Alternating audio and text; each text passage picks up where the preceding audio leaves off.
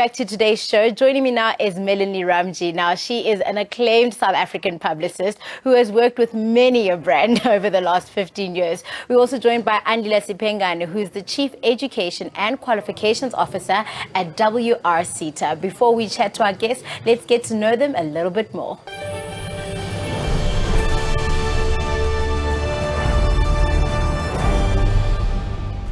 Andile Sipengane is the Chief Officer for Qualifications and Research at the W&RSOE. Andile has also held various positions as an educator and lecturer. He completed his BCom, BEd and MEd with various higher education institutions across South Africa. The W&RSOE was established in terms of the Skills Development Act of 1998 and became operative in March 2000. In May 2001, the W&RSOE Education and Training Qualifications Authority was accredited by the South African Qualifications Authority to facilitate their role of ensuring quality learning provision within the wholesale and retail sector. This, of course, involves ensuring that relevant accredited college courses are available for both learners starting out and those wanting to further themselves in the sector.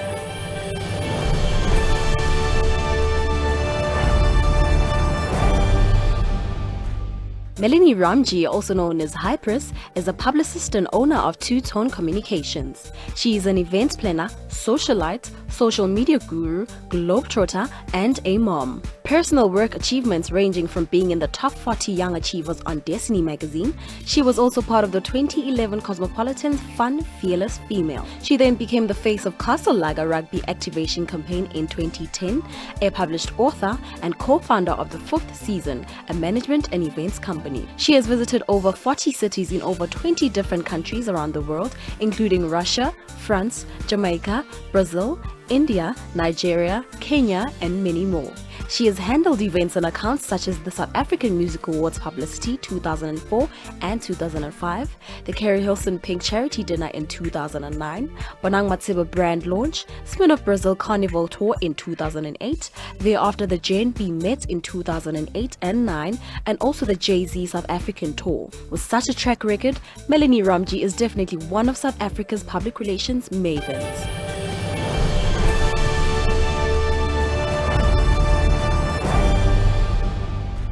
Andile, Melanie, welcome to I Am South African.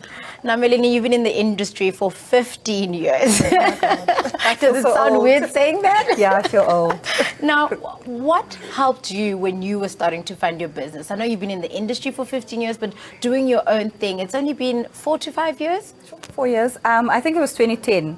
Everyone was out there trying to do their own thing, make a quick buck.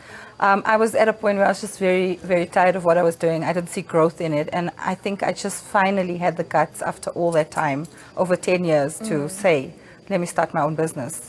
And when it comes to PR, it's very competitive, Mel. How do you stay ahead of the game? How do you stay? Because I know when it comes to the publicity world, if you mention the words Melanie Ramji, everybody knows who you're talking about.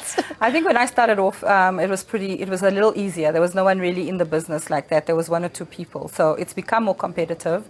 And I think because I had the knowledge of all those years and I had worked with great brands already, I already had that knowledge. So going into it it's been pretty easy, but I think it's keeping up with all the competition right now that keeps me going every day. And I'm sure starting your own business, Andile, you'd agree that money is often a really big factor. And that's where things like the CETA come in. However, you are more involved in W&RSOE. Yes, definitely. Yeah. Which is wholesale and retail. You guys have started a School of Excellence project, I believe, in KZN. Can you please tell us a little bit more about the project and its aims in helping young people get into jobs? Yes. Thanks very much. This is an opportunity that we are piloting in KZN. It's an initiative that has been started as a collaboration and partnership between the wholesale and retail stakeholder companies and the CETA and institutions of higher learning, the FET, TVET colleges, and the One University, Durban University of Technology. So that collaboration is aimed at providing skills, more in particular to the youth, and largely in rural areas of the KZN. Now tell us more about how students will benefit from this project. You know, we're talking to Melanie here who at a certain point she started by working for somebody else and years later she decided I'm going to start my own thing. So how do young students right now who are signing up for your project, how are they going to benefit? They are going to benefit greatly in terms of extending their knowledge and information about the sector, because we are providing them with learnership programs from NQF level 2 to NQF level 5. And these learners that enroll are also now linked into companies for work experiential learning, which is a critical component, because most of the graduates have been receiving theory and now lack the workplace exposure. Now we are building 3 components in this learning, where we have theory in the classroom and the practicals that they do within the institution of learning, and they move now to the workplace. So it's going to run for, each learnership is running for a duration of 12 months. Well, on the topic of education, coming back to you, Mel, you studied fashion and design, and then you were like, nah, I'm not about this life.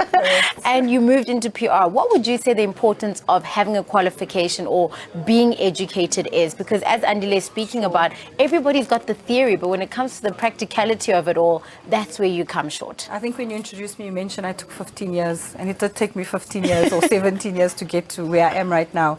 Had it been that I studied it a long time ago, I think I would have had the theory behind it. So I had street knowledge. I had to learn how to do stuff as I went along. It took me that much longer. So I do encourage everybody who's into this industry or interested in this industry to go and get an education first. And would you say the practical practice is more important than the theory? I think or is they're it equally equal important. You do need to have the theory. The practical is very important because it's completely different from what you learn in a classroom. Putting it into practice, very different. But you do need the fundamentals and the basis, because it gives you that foundation to then actually implement it. Andile, what are some of the challenges you'd say children that are all learners, let me not call them children, I mean, by the time you're 18, 19, you're a grown folk now. What are some of the challenges that they've experienced that encourage CETA to start the WR-CETA program? Largely, these are unemployed and out-of-school youth, and some of them have received some level of education, but it's more largely theoretical knowledge, and they have never been exposed into real work environment. So it just exposes them into work and create more employment opportunities for them. And above all, some might go the entrepreneurship route where they would like to start their own, but they need that kind of exposure into operations of retail. And the retail is the 4th growing sector that contributes largely to the GDP of the economy of South Africa. So it presents a number of opportunities. I want to ask you a question that might sound really funny. Do you think entrepreneurship is now sexy for young people in our country? Definitely sexy. I had a young lady who was helping me out. I mean, she inspires me so much. She's only 25 and she's already registered her own business. As much as she's helping me, she makes it look sexy. And is that the trend, Andile, that you're also seeing in the organization, not necessarily with the School of Excellence program, but just as CETA, as a body and a company, that entrepreneurs are getting younger and younger, people with ideas are getting younger and younger and coming to you for funding or lessons and knowing how to do things? Definitely, and it's the way to go for youth, because it requires a lot of innovation and creativity. And the young people have got greatest potential into that, and they're full of energy. They can do it. Yeah. Yep. Melanie, what were some of the challenges that you'd say you'd experienced when you started your business? I'd like to assume that funding could have been one. Funding, yeah, definitely. Yeah. I quit my job with no money, so I had a little laptop, and I pretty much had a few £100 to go and register my business. So I was speaking to Andile earlier. I was fortunate enough to have a client when I quit my current job at the time, my 9 to 5.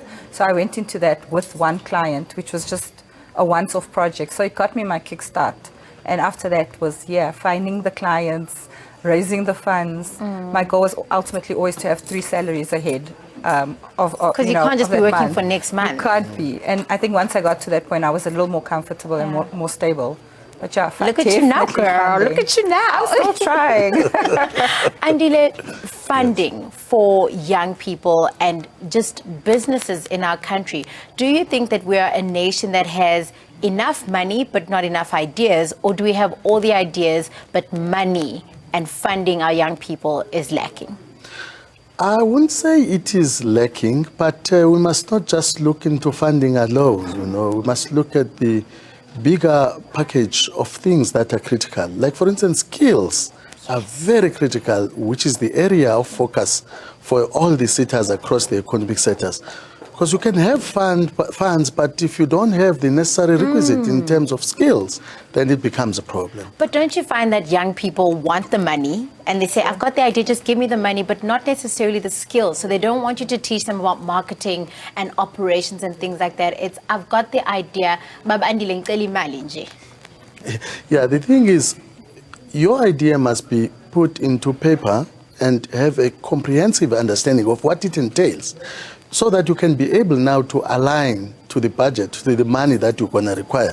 Because once you get that alignment correct, it's easy then for you to get started and you run smoothly with it. The challenge is now focusing into getting money without understanding the basic necessities that you're going to need this funding for. So there must be a correct alignment at that level. I like that. I think you need to understand there's a that. big difference between studying PR and actually running your own PR business. Big difference. You can be the publicist, but can you manage your funds and your administration? And big difference. Do you know what cash flow is? Do you actually understand? actually Because know? I think as much as you can hire an accountant to do that for you, it's important that as the owner, you understand how it works, surely. Definitely. Exactly. Now, how do you keep a business afloat, guys? I think we were chatting earlier, and Andile said to me, if you get through the first 3 years, it's a likelihood you're going to succeed. And I think keeping it afloat, it's always maintaining that you have enough clients. You're thinking for next year and next month, and not just, oh, I'm getting paid today. I'm making a big paycheck and I'm good for today. You have to think for next year, for 10 years from now. For me, myself, I have to have a plan for the next 5 years at least. That's current and ready to roll right now. Are there some of the learnings that you're encouraging with the W&RSOE program? Because although we teach you vocational skills and we can get you a job today, we also want you to be able to dream bigger, to say, today you're working for this value chain supplier, tomorrow you could own it. It's great to have a vision and be willing and open up to learning and to start from the basics. Because before you can get yourself more successful into a sustainable business, you have to understand the basic fundamentals of starting and running a business. The first 3 years are very critical. That's where most businesses fail. That then requires someone who's going to be hands-on, who is going to be innovative and creative, somebody who is a good business developer and a networker. Because you just have to be there full-time, 100% of your time be devoted into this business and be open up into learning, explore, interact and network with other existing successful business people. There are many out there.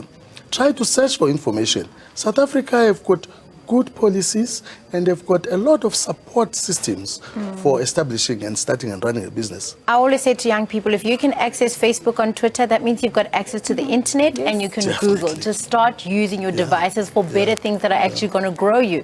Let's talk about the importance of partnerships. Surely as you're going through your business and going through the learning program, learning from other people, and in your case, Mr. Andile, partnering with value chain stores like Boxer and those kinds of stores are important.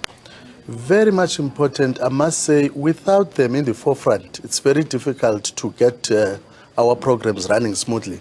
If I may cite from the very KZN School of Excellency pilot project, it was led by the very companies, especially big companies, because they are very much well positioned to provide the necessary infrastructure and create an enabling environment that would make these learners be broadly exposed into all the operations of business.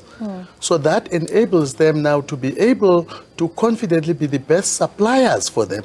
Should one go the route of starting small and target a particular existing big business in the value chain and be the provider of essential products. But first of all, it provides that opportunity for one to understand the overall business operations.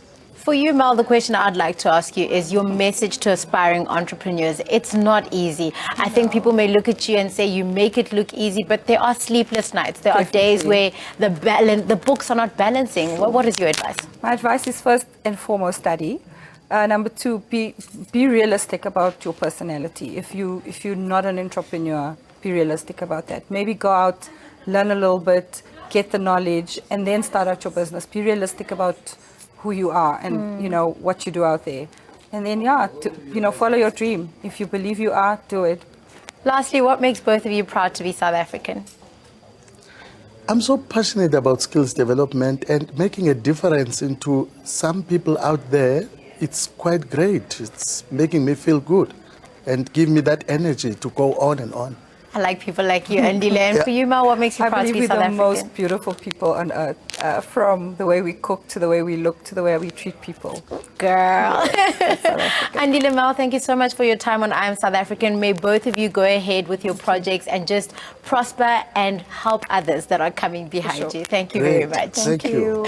Now, after the break, we're going to be finding out exactly how you can start a viable business in South Africa as we continue to look at business in our country.